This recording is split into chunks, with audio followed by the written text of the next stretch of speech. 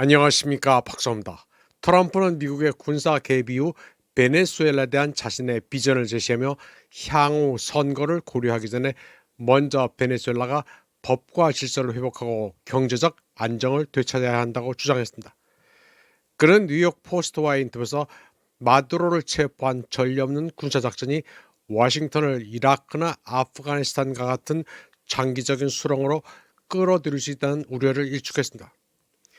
트럼프는 이번 개입을 수십 년간의 사회주의 통치 끝에 실패 직전에 있는 제3세계 국가를 구하기 위한 시도라고 주장했다.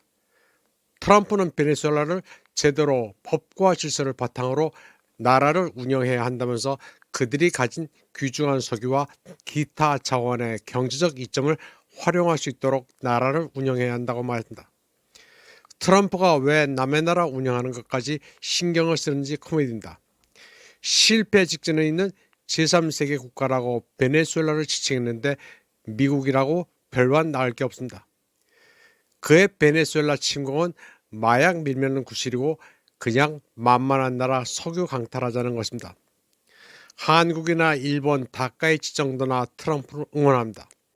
전 세계에서 미국발 마두로 혐의를 인정하는 나라는 거의 없습니다. 마르코 루비오 미 국무장관은 CBS Face the Nation에 출연해 베네수엘라를 언급하며 지금 남은 지도부가 올바른 결정을 내린다면 협력할 준비가 되어 있다고 말했습니다. 그러나 베네수엘라가 워싱턴의 요구에 저항할 경우 정치적, 경제적 압력을 계속 가하겠다고 위협했습니다.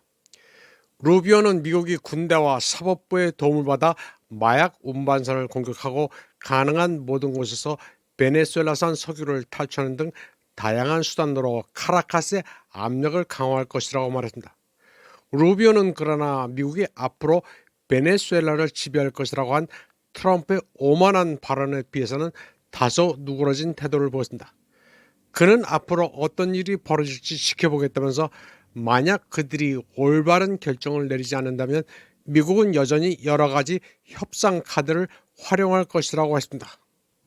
델시 로드리게스 베네수엘라 임시대통령은 토요일 늦은 밤 TV 연설에서 미군의 공격을 규탄하며 이번 공격이 시오니즘적 색채를 띈다고 말했습니다. 이는 미군 공격에 이스라엘 정권이 개입했거나 영향을 미쳤음을 시사합니다.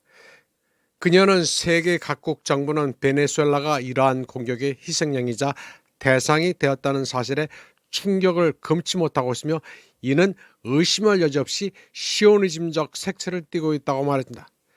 그녀는 연설에서 마두로가 여전히 베네수엘라의 유일한 대통령임을 강조하며 그의 즉각적인 석방을 요구했습니다. 로드리게스는 이번 공격을 미국의 전례 없는 군사적 침략이라고 규정하며 베네수엘라의 막대한 석유 매장량을 장악하려는 의도에서 비롯된 것이라고 주장했습니다. 로드리게스는 국가방위위원회가 구성됐으며 베네수엘라 주권을 수호하기 위해 국군이 전면 배치됐다면서 베네수엘라는 어떤 제국의 식민지도 되지 않을 것이라고 말했습니다. 다음 소식입니다. 뉴욕 시립대학교 중남미학 교수인 데니얼 쇼는 RT에 출연해 미국이 베네수엘라를 장기간 장악하려 한다면 베트남 전쟁이나 이라크 전쟁 당시 워싱턴이 겪었던 것과 유사한 강력한 저항에 직면할 가능성이 높다고 말했습니다. 그는 미국의 전례 없는 카라카스 공습과 마두로 대통령이 납치했지만 베네수엘라 국민들은 외국의 지배를 받아들이지 않을 것이라고 주장했습니다. 그러면서 이는 베트남이나 이라크 저항과 같은 형태로 확산될 것이라고 쇼는 말했습니다. 쇼는 마두로의 반제국주의 지도력 외에도 베네수엘라의 정책은 우고 차베스의 사회주의 정책을 지칭하는 차베스주의에 기반해 거의 30년에 걸친 정치적 훈련에 의해 형성됐다고 말했습니다.